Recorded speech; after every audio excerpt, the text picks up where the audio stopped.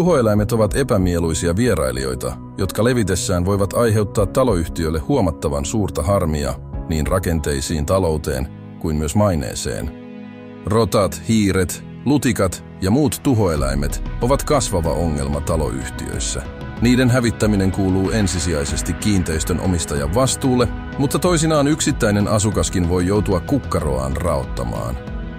Torjuntakustannukset voivat olla huomattavia ja aiheuttaa taloyhtiölle taloudellista haittaa. Perinteiset kiinteistövakuutukset eivät yleensä kata tuholaistorjunnan kustannuksia, eivätkä pääosin tuholaisten aiheuttamia rakennevahinkoja. Torjunta Plus korvaa asiantuntijan suorittaman tuholaistorjunnan sekä rakenteille tulleita vaurioita.